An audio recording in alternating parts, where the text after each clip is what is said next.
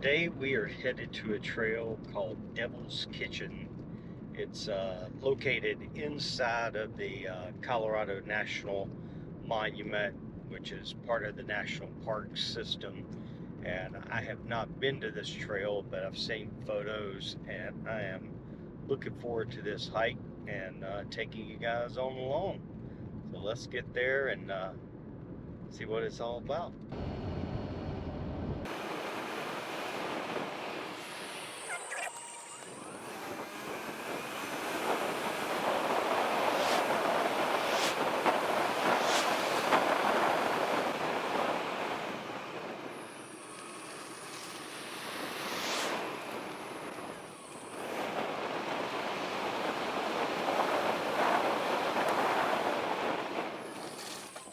So when you come to the Colorado National Monument, the national park, there are two gates that you can enter through.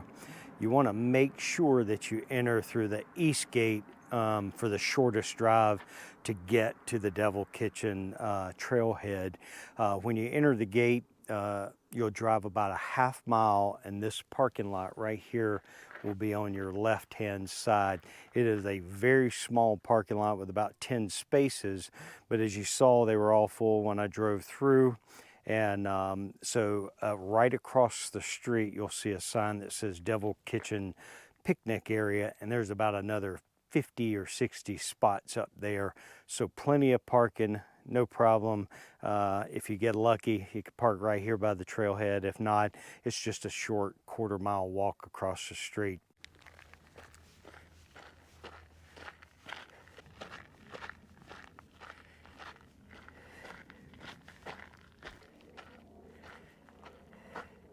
So when you first enter the trailhead, on the left-hand side is a billboard here with the trail map and telling you about all the trails that are here. So this trailhead is the trailhead for 4 different trails.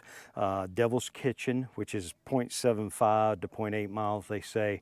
No Thoroughfare Canyon Trail, which is 2 miles, and Echo Canyon Trail, that's 1.5 miles, and then the Old Gordon Trail, which is 4 miles. And then directly across the street is a trailhead for the Serpents Trail. So you could literally come out here in a day and hike about 16 miles if you do them all out and back.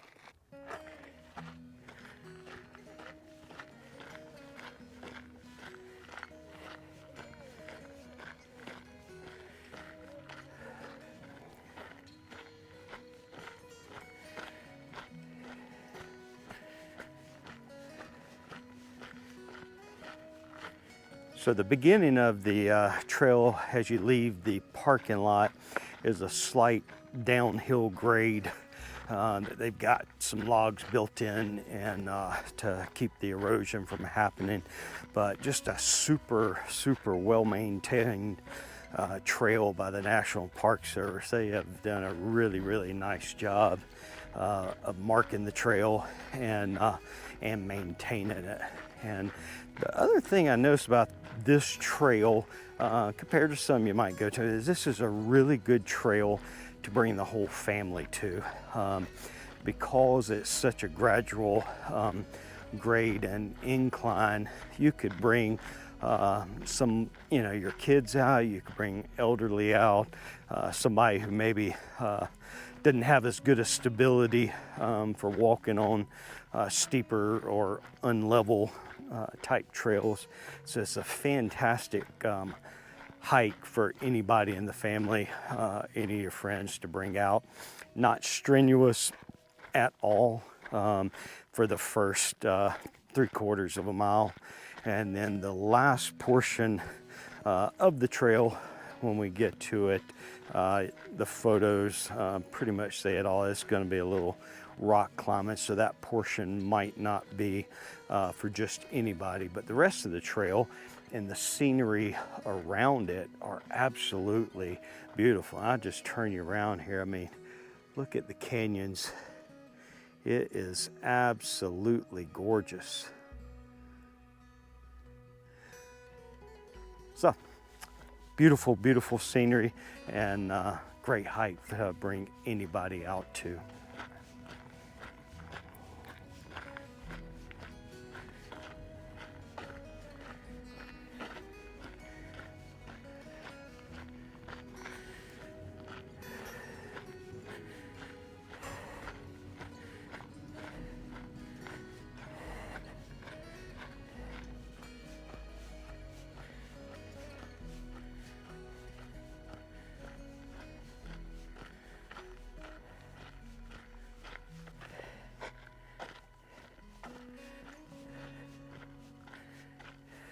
So as I mentioned in the beginning, this trail system, there are 4 different trails off of this one trailhead. So you're gonna come to trail markers, and you need to stop and read them to follow whichever trail you wanna go on. But the trail is very well marked, and so easy to follow and get to whichever trail you're choosing to go on.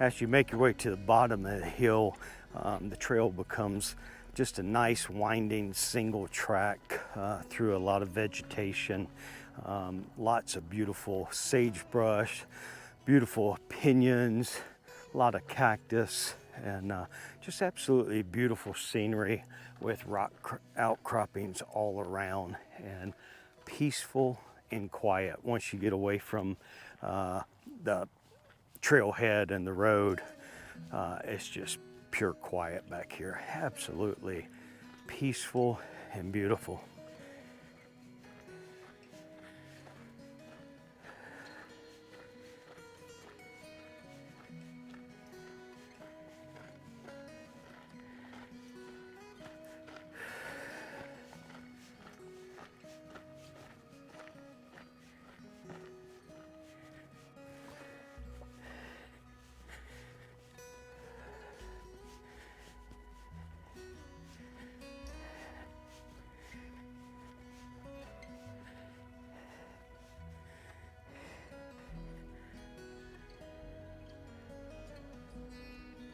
So halfway through the middle of the bottom part of the trail, the flat section, is where it splits off. And if you're not paying attention, you could get off on the wrong trail. There's a well-marked sign here, but be sure that you're paying attention if you're wanting to go to one specific trail or the other, or else you may end up finding yourself at the end of the wrong trail. But absolutely beautifully marked trail. Just kind of, if you get distracted like me and you're off looking at the outcroppings and the mountains, I can easily pass by the signs. So pay attention, don't do like me.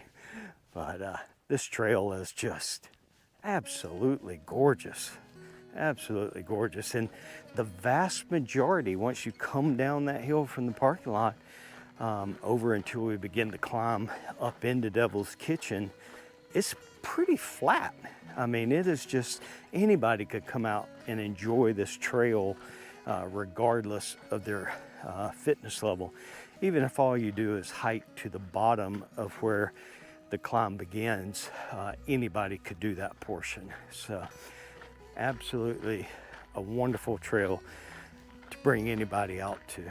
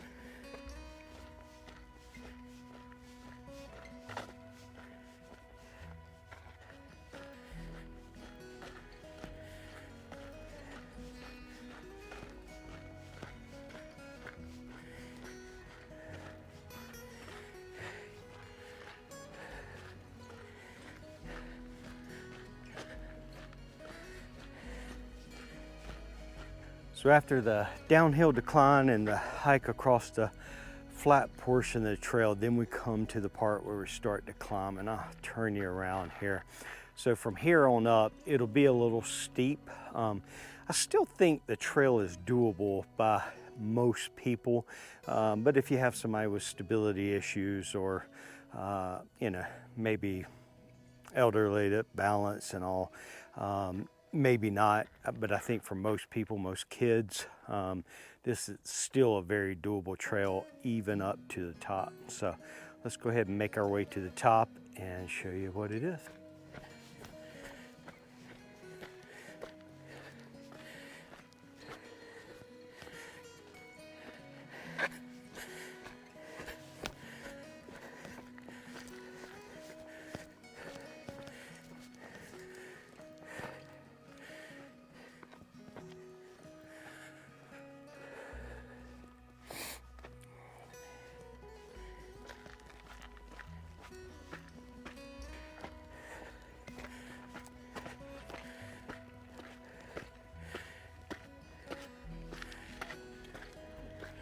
So a good portion of this climb, I'm noticing they have actually built steps.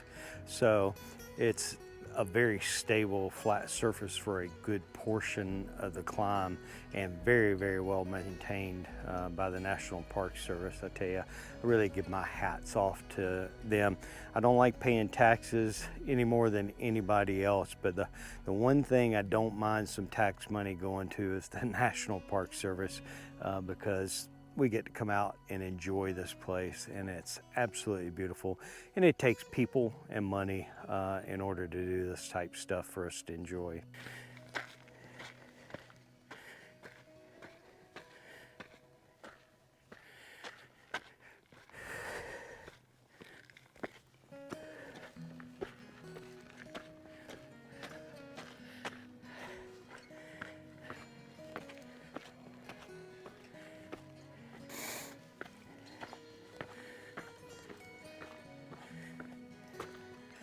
So as you get up into the rock climbing portion, I say rock climbing, it's not like vertical rock climbing, but there's a field of granite you've got to go across. But the trail is extremely well marked with piles of rock along the path. So pay attention as you're climbing to the trail markers, and you'll get there just fine.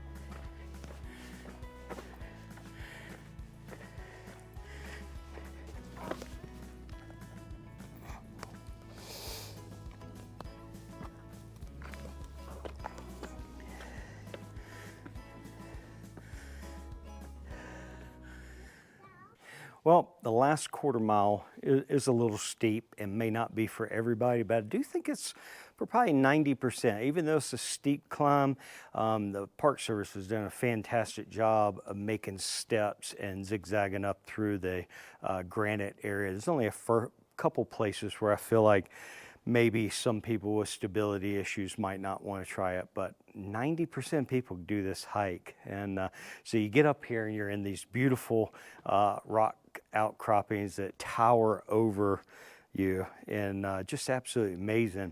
And I looked up online because I was curious as why is it called Devil's Kitchen? And so whoever originally named it thought that the rocks looked like gurgoyles towering over the kitchen waiting to devour their prey.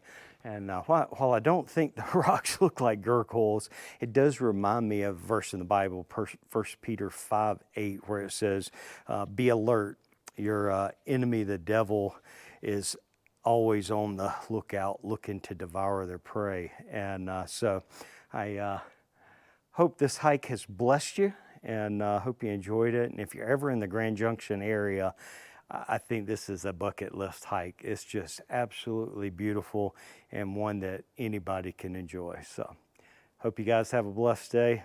God bless.